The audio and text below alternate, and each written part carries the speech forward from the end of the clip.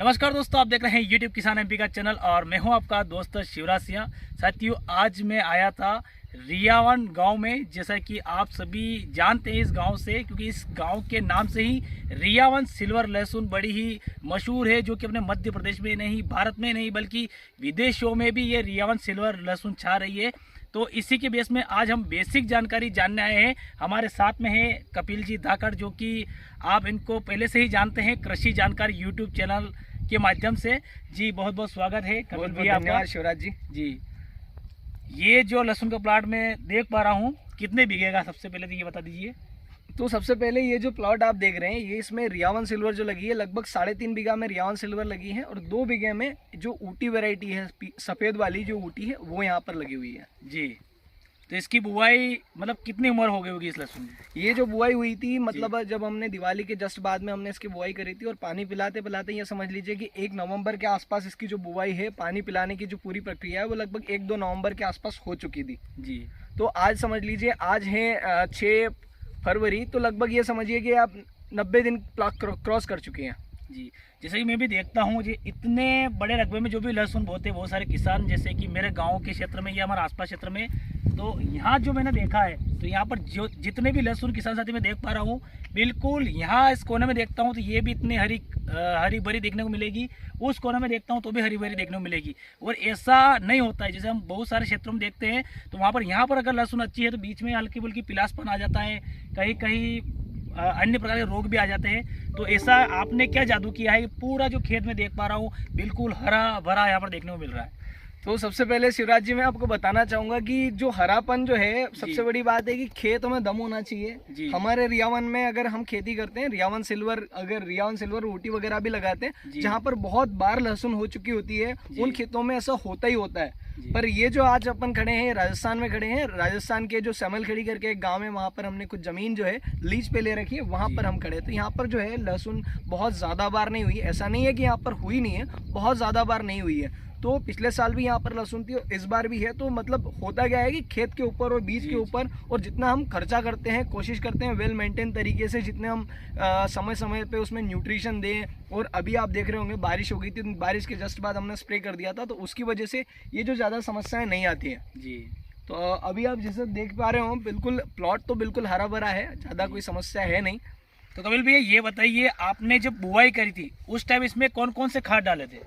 तो किसान मित्रों, जब मैंने यहाँ पर बुआई करी थी, उस समय पर मैंने 2 बोरी प्रति बीघा के हिसाब से इसमें डीएपी का उपयोग किया था और लगभग 40 से 50 किलो प्रति बीघा के हिसाब से मैंने यहाँ पर पोटाश का उपयोग किया था।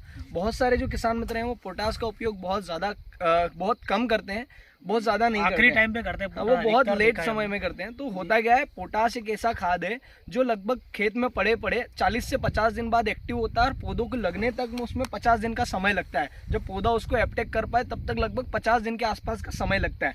तो इनिशियल स्टेज पे अगर आप पोटाश और ये जो होता है एनपीके पूरा अगर आप देते हैं, तो वो अब तक पौधों के लगने लायक हो जाता है।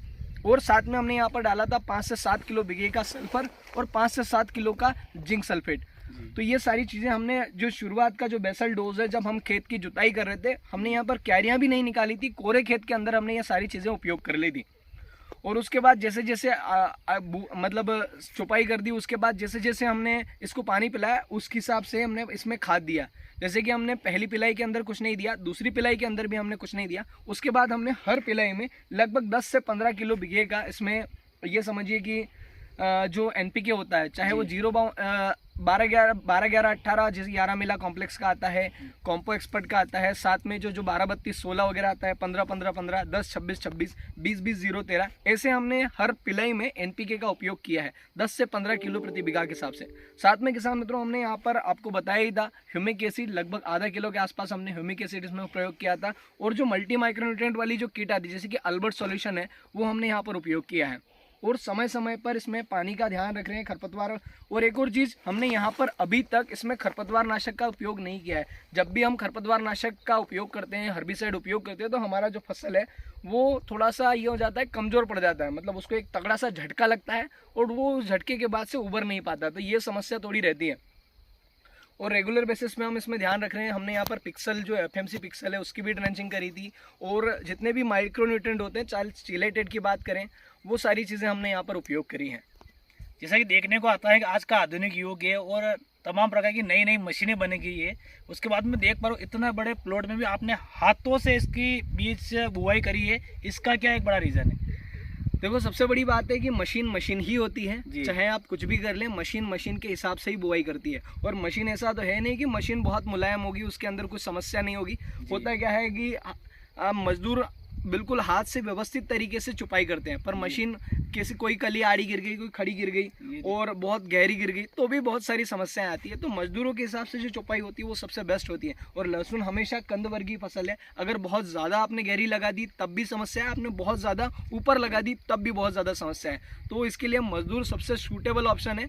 मजदूर अगर आप इसे लगाएंगे तो आप क्वालिटी वाली लहसुन कमा पाएंगे। और दूसरी चीज़ ये है कि मजदूर जो है वो बराबर वेल मेंटेन डिस्टेंस पर लगाते हैं, मतलब दूरी बराबर मेंटेन करते हैं। और ये जो आप कतार से कतार की जो दूरी देख पा रहे हैं, हमारे पास एक इंस्ट्रूमेंट है, एक हेरनिया जिसे हम बोलते हैं हमारे यहाँ पर लोकल भाषा में, उसके पीछे एक रोलर जैसा लगा हुआ है, वो निशान करता हुआ जाता है और हर मजदूर लगभग 7 से 8 इंच दूरी पर इसे लगाता है। तो इस वजह से जो है थोड़ा क्वालिटी भी मेंटेन हो जाए। आजकल आपने देखा होगा मार्केट में क्वालिटी की डिमांड है, मतलब हल्का फुल्का माल तो हर किसान के पास है, मेरे पास है, आपके पास, सबके पास है, पर आजकल क्वालिटी की डिमांड है हर आदमी के पास। आपने देखा होगा जो किसान वर्ग है वही बस सक्षम नहीं है, बाकी आपने देखा होगा हर वर्ग सक्षम हो चुका है, चाहे वो गवर्नमेंट जॉब वाले हो जाएं या व्यापारी वर्ग हो जाए, सब सक्षम है। तो उस हिसाब से आजकल हर व्यक्ति की जेब में पैसा है, तो हर व्यक्ति आजकल क्वालिटी खरीदना चाहता है और क्वालिटी उपयोग करना चाहता है। तो इस वजह से क्वालिटी की डिमांड है, तो क्वालिटी निकालने के लिए मजदूर जो है वो बहुत ज़्यादा ज़रूरी है, तो मजदूर से हम लगवाते हैं। कपिल भैया, जैसे कि ये 90 दिन की हो चुकी है, तो इसके बाद आप कौन कौन से खाद यूज़ करेंगे? तो किसान मित्रों, मैंने आपको अपने चैनल पर पहले भी बताया है, 90 दिन मतलब ये जो लास्ट पिलाई बारिश अभी हो गई थी, उससे जस्ट बारिश के 2-3 दिन पहले ही हमने इसको पिलाया था। उस समय पर हमने कैल्शियम नाइट्रेट का उपयोग किया था, लगभग 7 से 8 किलो प्रति बीघा के हिसाब से हमने जो बोरोनेटेड कैल्शियम नाइट्रेट है वो उपयोग किया था।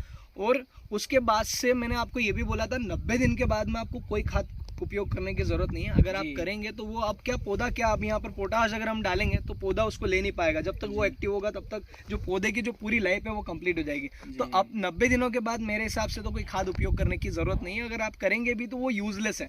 आप वाटर सोल्यूबल फर्टिलाइजर जो है, मतलब जो पानी में घुलनशील फर्टिलाइजर है, जैसे कि 05234 हो गया, 1261 हो गया, 0050 हो गया, 13045 हो गया, ये आप उपयोग कर सकते हैं। इसके अलावा मार्केट में बहुत सारे टॉनिक है। टॉनिक ऐसे हैं कि जिनके अंदर डायरेक्ट आपको एनपीके देखने को मिलेगा, डायरेक्ट पोटाश आपको देखने को मिल जाएगा।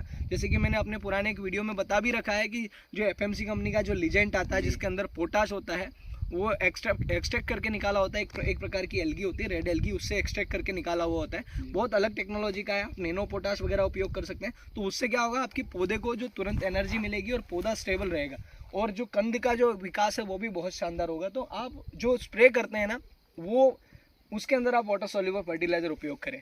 और आपने यहाँ तक, मैं बोल रहा हूँ कि किसान मित्र करता है कि शुरुआत के 90 दिन काफ़ी अच्छी मेहनत कर लेता है। शुरुआत में जब उसने लहसुन लगे तब उसके पास खर्चा लगाने के लिए पैसा भी होता है, पर यहाँ पर इस स्टेज पर आकर किसान के थोड़ा कच्चा पड़ जाता है और इस समय पर आके वो थोड़ा खर्चा और थोड़ी सी कटौती करने लगता है। तो किसान मित्रों, आप ऐसा ना करें, आप रेगुलर बेसिस पर स्प्रे करते रहें। आपने 90 दिन की लड़ाई जो है वो लड़ ली है और यहाँ से बस 30 दिन बाकी हैं। 30 दिन में आप थोड़ा सा, मतलब 1-2 स्प्रे और लगेंगे, ज़्यादा स्प्रे नहीं लगेंगे इसमें, 1-2 स्प्रे और लगेंगे। वो स्प्रे आप जरूर करें, क्योंकि इसी स्टेज पर जाकर आप जो जंग है वो हार जाते हैं। होता क्या है, अब यहाँ पर आपके खेत में बहुत सारी थ्रिप्स आ जाएगी, तो आपका उत्पादन 20 से 30% घट जाएगा। अभी बारिश हो गई थी, बारिश के बाद अगर आपने स्प्रे नहीं किया तो होगा क्या कि ये जो फंगस है, आप मेरे भी खेत में देख पा रहे हो, पर मैंने कल यहाँ पर स्प्रे कर दिया है। बारिश के बाद में अब इसमें जो काली मस्सी है, जिससे डाउनी मिल्ड्यू और फंगस की जो समस्या है वो बढ़ेगी। तो किसान मित्र, अगर आप समय समय से अगर स्प्रे करेंगे तो आपकी जो फसल है, आपका जो उत्पादन है, जो आपने उद्देश्य लेकर लहसुन बोई है, वो जरूर पूरा होगा। जैसे कि क्या होता है, चिपको के बारे में किसानों में भ्रांति भी है कि ऐसे दुकानदार ऐसे चिपकाते हैं उनको कमाने के लिए। नहीं, चिपको का कोई ना कोई रोल रहता है, तभी आपको देते हैं। तो आप चिपको वाला वो एक जो आपने एक पाल रखी है, वो दिमाग में शैम्पू यूज करते हैं बहुत सारे। नहीं, वो गलत है। आप अच्छी कंपनी का कोई भी सिलिकॉन बेस्ड चिपको आप उपयोग करें। उससे क्या होगा कि आपने जो स्प्रे, आपने जो दवाई जो डाली है, वो पौधों के पत्तों के ऊपर फैल जाएगी। अगर आप बोलेंगे तो मैं उसके ऊपर कंप्लीट वीडियो आपको लेकर आऊंगा कि चिपको आखिरकार क्या काम करता है। और कोशिश करें कि सिलिकॉन वाला चिपको होगा ना, तो वो ज़्यादा अच्छा काम करता है। अब वो 1200 रुपये का जो आपका स्प्रे है, जो 1200 रुपये आपने बिगाड़े हैं, वहाँ पर 70-80 रुपये आप और बिगाड़ें और चिपको जरूर उपयोग करें। बिल्कुल, ये फायदा है आपका। अब ये बात तो हो गई है, जैसा कि आपके वीडियो के माध्यम से, आपके जो चैनल है उसके माध्यम से किसान साथी देखते भी है। अब भंडारण के बारे में एक बड़ी समस्या होती है, क्योंकि लहसुन को भंडारण करना किसानों के लिए एक बड़ा टास्क होता है। इसके बारे में थोड़ा सा कुछ बताइए किसानों को।